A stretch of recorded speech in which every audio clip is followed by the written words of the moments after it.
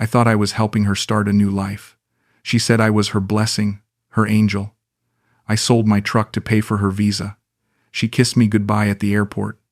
The next time I saw her, she was with another man in Sydney. If our stories resonate with you, don't forget to like, comment, and tell us where you're watching from. This story was shared with us by one of our viewers.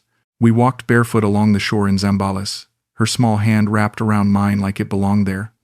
The sun was setting behind us, painting everything golden, and Sheenah looked up at me with those dark eyes that made me forget I was 58.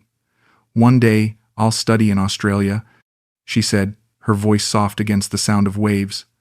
But I'll always come back to you, Randy. I squeezed her hand tighter. You don't have to leave, I told her. We can build something right here. She just smiled and rested her head against my chest, and for the first time in years, I felt like I was exactly where I was supposed to be. The divorce back in Saguenay felt like a lifetime ago. The cold winters, the empty house, the kids who barely called, all of it just disappeared when I held her. You make me feel young again, I whispered into her hair. She looked up at me with tears in her eyes. And you make me feel safe. We stood there as the tide came in, soaking our feet, and I thought this was what peace felt like. After 40 years of fighting through life, I'd finally found my reward. My second life started at 58, in a place I never expected to call home. Back in Saguenay, I was just another divorced truck driver counting down the days until retirement. My ex-wife had taken half of everything, including the respect of our grown children. The house felt like a tomb during those Quebec winters, too quiet, too cold, too full of memories I wanted to forget. I found Sheenah in a Facebook language exchange group, of all places. She was looking to practice her English. I was looking for anything that didn't remind me of my failures. We started with simple messages about books and music. She told me she loved reading Paulo Coelho, that she dreamed of seeing the world but had never been outside the Philippines. I work at a call center, she wrote. But I want more than this. I want to study, to grow, to become someone important. Something about her honesty touched me. Here was a girl who still believed in dreams, while I'd given up on mine decades ago. Within a month, I was on a plane to Manila. When I saw her at the airport, all 23 years of her modest dress, shy smile, church-going innocence, I knew my life was about to change. "Welcome to the Philippines, Randy," she said, and her voice was exactly as warm as it had been in our video calls. We took a bus to Olongapo City, where she lived in a tiny apartment with her sister. That first night, she cooked adobo and rice, and we sat on plastic chairs talking until sunrise. "You're not what I expected," she admitted. "You're kinder." I laughed. "What did you expect?" She looked down at her hands. "Someone who would want things from me right away. But you just want to talk." That's when I knew she was different. This wasn't about money or citizenship or any of the things people warned me about. This was real. 3 months later, we were living together in a small rental near the beach. Sheenah had quit her call center job and was helping me navigate my new life in the Philippines. Every morning, she'd make coffee and sit with me on our tiny balcony, pointing out neighbors and telling me their stories. "Mrs. Santos has 3 sons in Dubai," she'd say, or "Mr. Cruz used to be a ship captain." She made everything feel like home. In the evenings, we'd walk through the wet market together, her teaching me Tagalog words for vegetables and fish. The vendors all knew her, and they'd smile when they saw us together. "Ain't Sheenah, your husband is handsome," they'd tease, and she'd blush but never correct them. Those were the happiest months of my life. She'd curl up next to me at night and share her dreams. "I want to study hospitality management in Australia," she'd whisper. "There's a program in Sydney that accepts Filipino students. But the visa," she'd trail off, looking sad. "It's expensive, Randy. Maybe it's just a dream." That's when I knew I wanted to help her. This beautiful, intelligent woman who'd brought light back into my world, she deserved every opportunity. "Tell me about it," I said. "Tell me everything." She lit up like Christmas morning. We spent hours on her laptop, researching universities, visa requirements, costs. She showed me her high school certificates, her call center performance reviews. "I've never had anyone believe in me like this," she said, tears in her eyes.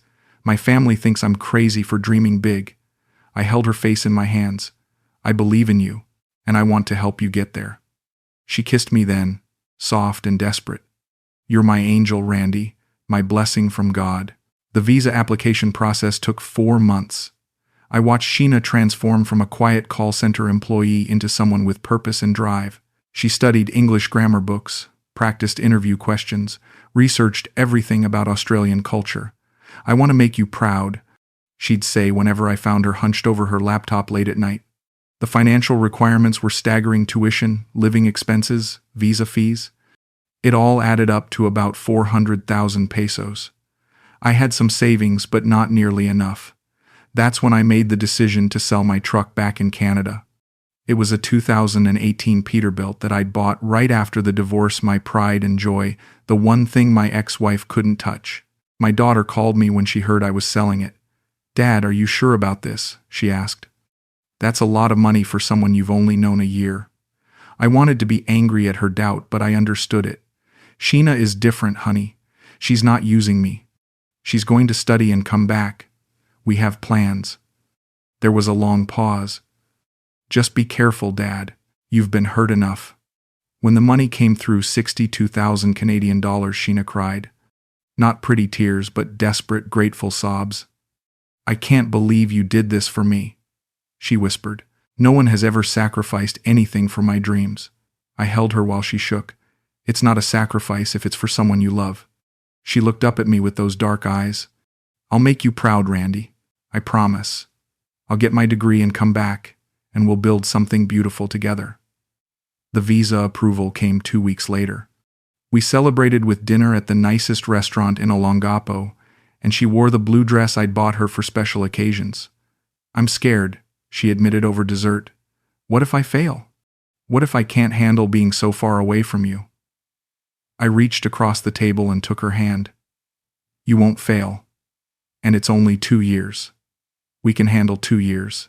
The morning she left, I woke up before sunrise and found her packing her last few items. She was folding the same shirt for the 3rd time, her hands shaking.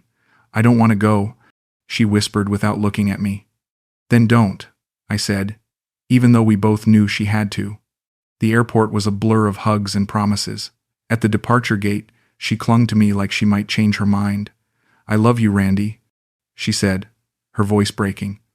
"I'll message you every day. Every single day." I watched her disappear through security, and something cold settled in my chest.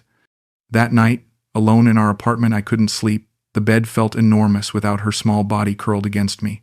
But right on schedule, my phone buzzed. I landed safe in Sydney. "The airport is huge. Miss you already. Love, S." I smiled and typed back, "Get some rest, Angel. Tomorrow starts your new adventure." For the first few weeks, she kept her promise. Daily messages, photos of her tiny dorm room, complaints about Australian accents being hard to understand. She'd video call me every Sunday morning, my time, and tell me about her classes, her new friends from different countries. "My professor says I have natural hospitality instincts," she told me once, beaming. "And the other Filipino students are so smart, Randy. I'm learning so much." I lived for those calls. The apartment felt less empty when I could see her face, hear her voice. But slowly, things began to change. The daily messages became every few days. The video calls got shorter. "Sorry, Randy, I have to study," became her standard excuse. When I'd ask specific questions about her classes or friends, her answers got vague. "It's good," she'd say. "Just busy." I told myself this was normal. She was adjusting, making new friends, focusing on school. This was what I'd paid for, right? Her independence, her growth. 3 months into her program, the silence began. A day would pass with no message, then 2 days. When I'd call, it would go straight to voicemail. "Network problems." She'd text hours later. "Sorry, Randy. We'll call soon." But soon never came. I started checking her social media obsessively.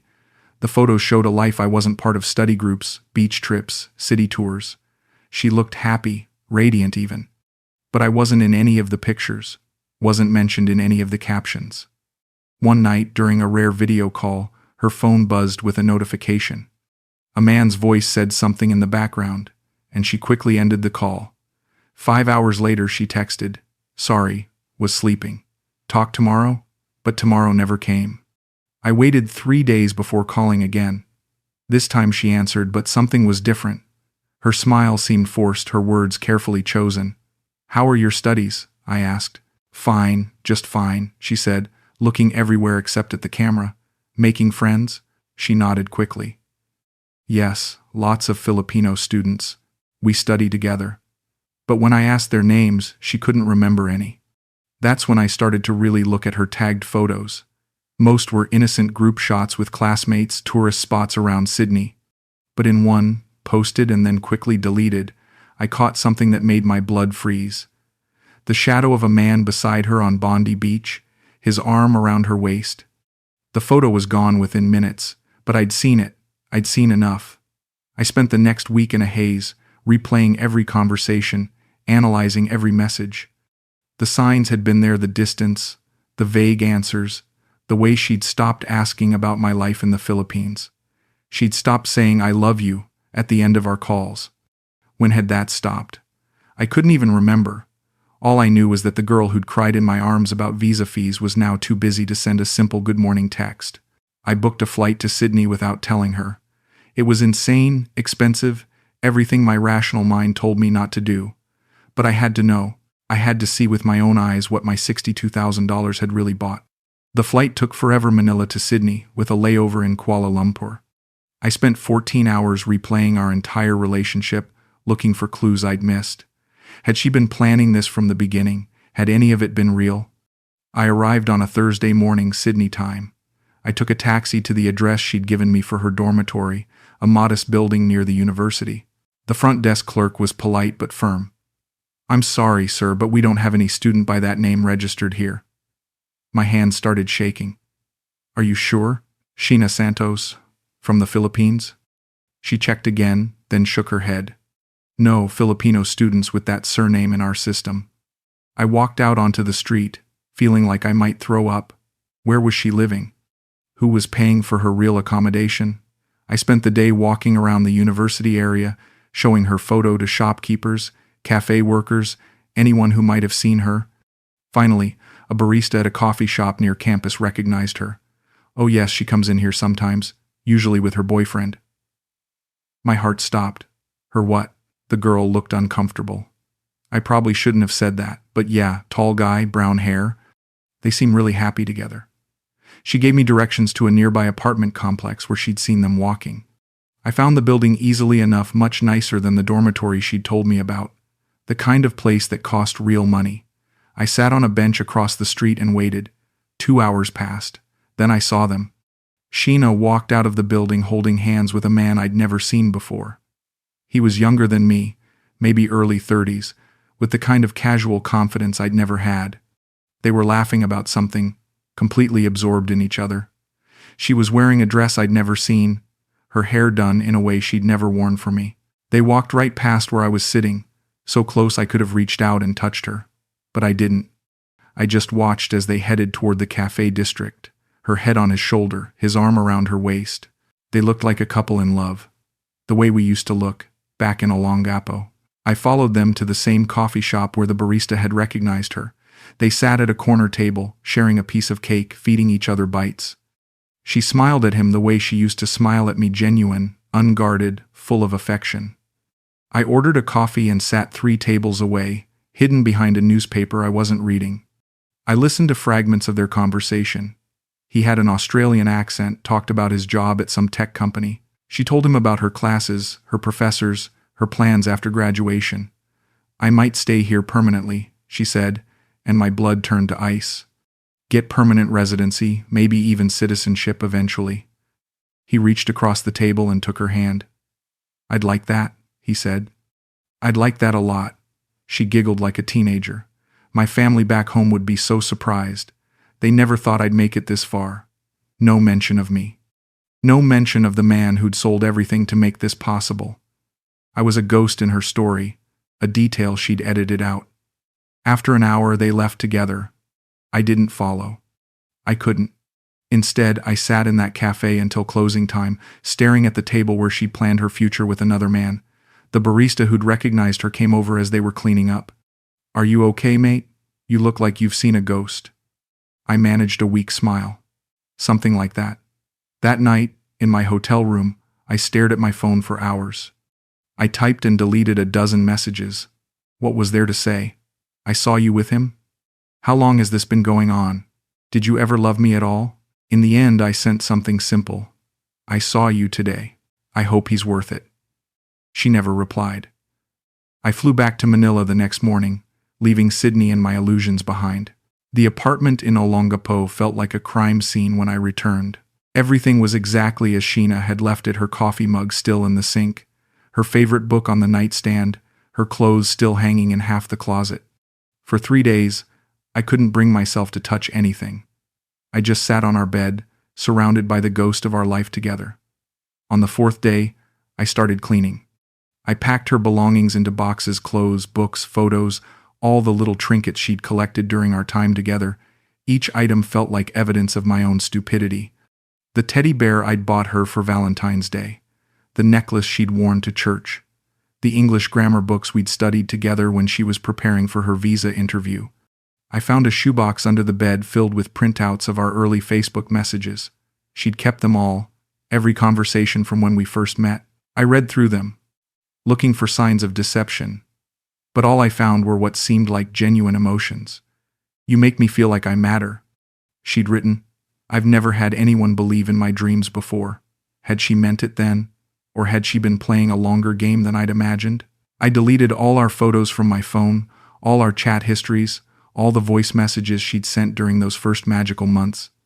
It felt like erasing myself, but I couldn't stand to see her face anymore. The last thing I deleted was a video we'd made together on her last night in the Philippines. We were both laughing, slightly drunk on wine, making promises about the future. "I'll be back before you know it," she'd said to the camera, "and we'll pick up right where we left off." The girl in that video seemed so sincere, so full of love. But the woman I'd seen in Sydney was someone else entirely, someone who'd learned to live without me so completely that I might as well have never existed. I mailed her belongings to her sister in Olongapo with no return address and no note. I didn't want her to find me when she eventually came back. I didn't want to hear her explanations or apologies or excuses.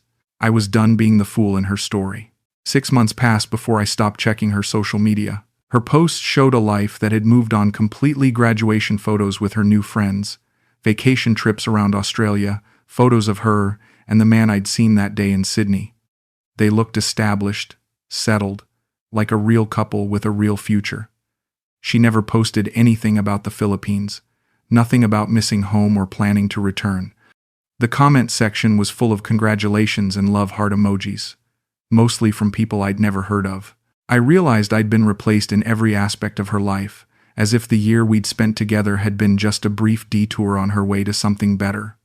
My daughter called around the same time, asking how I was doing. "I heard Sheenah got her Australian residency," she said carefully. "I saw it on Facebook." I was quiet for a long moment. "How did you know to look?" She sighed. "Dad, I've been keeping track. I was worried about you."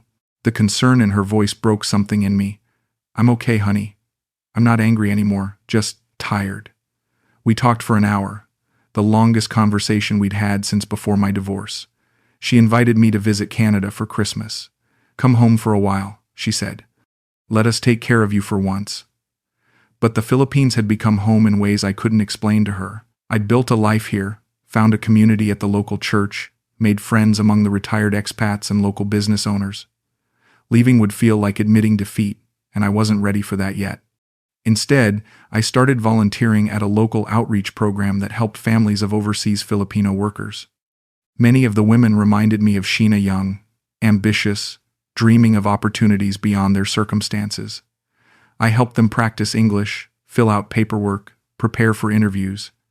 One day, an older woman thanked me for helping her niece apply for a scholarship in Canada. "You're like an angel," she said, unknowingly echoing words I'd heard before. Not many foreigners care about our young people's dreams.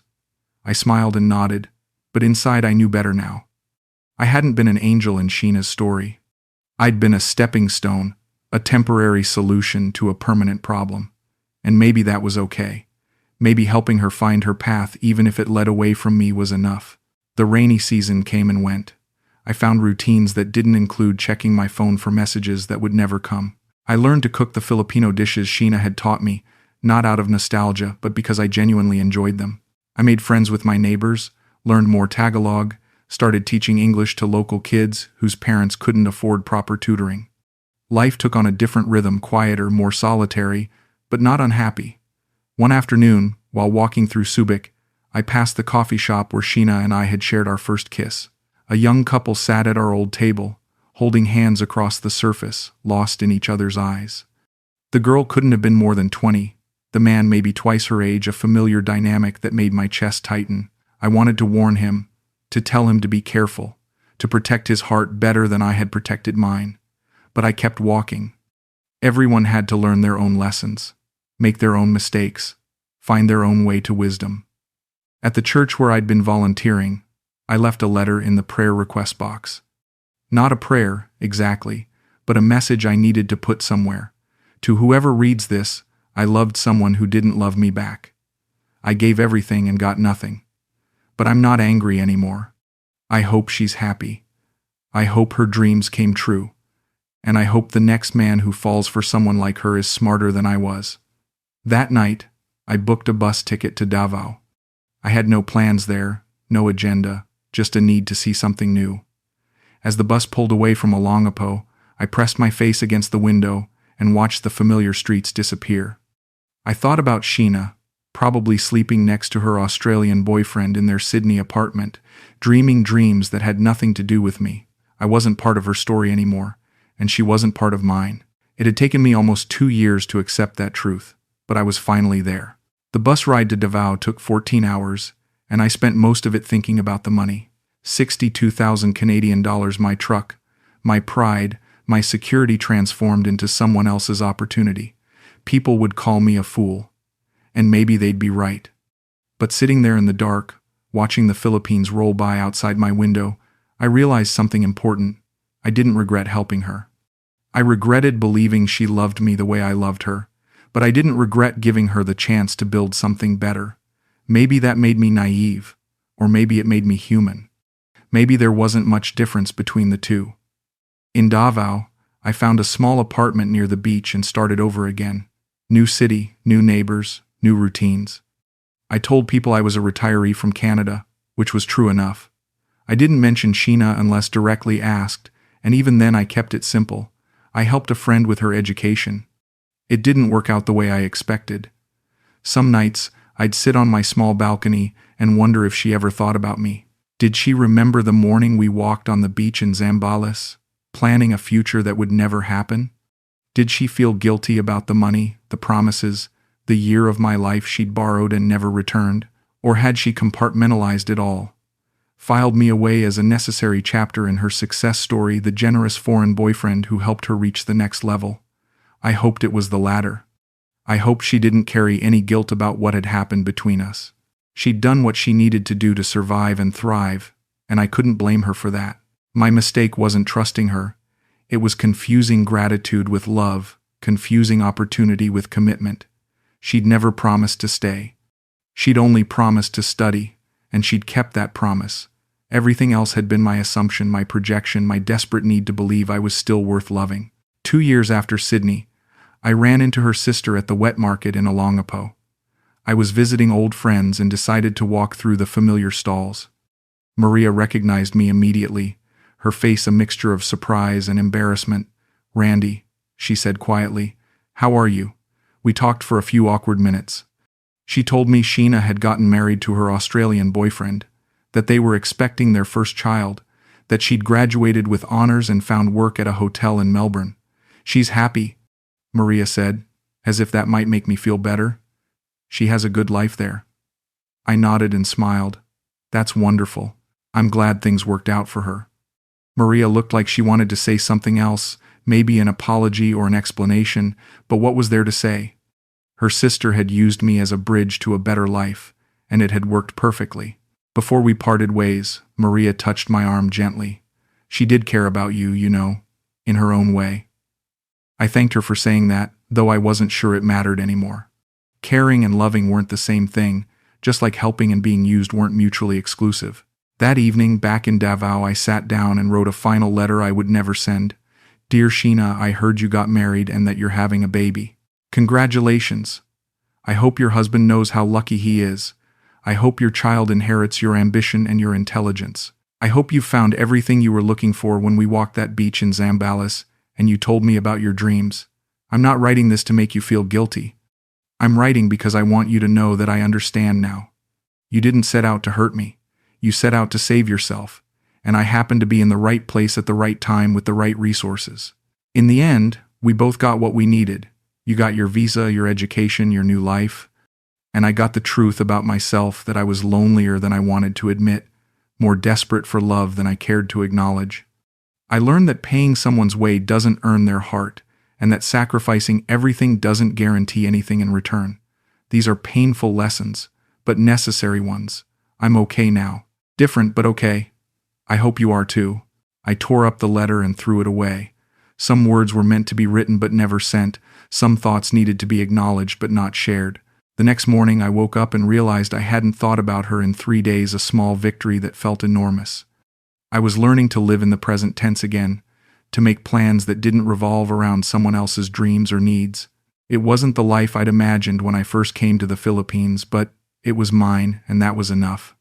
6 months later, I got a message from an unknown number. "Randy, this is Sheenah. I heard from Maria that she saw you. I wanted to say thank you for everything. I know things ended badly between us, but you changed my life. I hope you can forgive me someday. I hope you're happy." I stared at that message for an hour, my thumb hovering over the keyboard. Part of me wanted to respond, to tell her I wasn't angry anymore, that I wished her well, that I understood why she'd done what she did. But another part of me knew that responding would only reopen doors I'd worked hard to close. In the end, I deleted the message without replying. Some chapters needed to stay finished. Some conversations needed to remain conversations. She'd said what she needed to say, and that was enough. That night, I sat on my balcony in Davao and looked out at the ocean. Tomorrow would bring new challenges, new opportunities, maybe even new connections. I wasn't looking for love anymore. I was looking for peace, for purpose, for ways to be useful without being used. I thought about the letter I'd left at the church in Olongapo, my message to the next man who might find himself in my shoes. I hoped he'd be smarter than I'd been, more cautious with his heart, more realistic about human nature. But even if he wasn't, even if he made the same mistakes I'd made, maybe that would be okay too. Maybe some lessons could only be learned through experience. Some truths could only be earned through pain.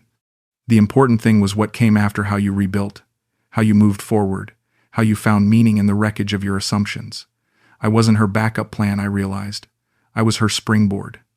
And while that hurt to acknowledge, it was also strangely liberating. She hadn't failed me. We'd simply wanted different things. She'd wanted opportunity, and I'd wanted love. She'd gotten what she came for, and I'd learned what I needed to learn. In its own strange way, it was a fair trade. Maybe I'd paid for her visa, but she'd paid nothing for my heart. Next time, if there was a next time, I'd be alone by choice, not because I was used. That felt like wisdom, hard-won and expensive, but wisdom nonetheless.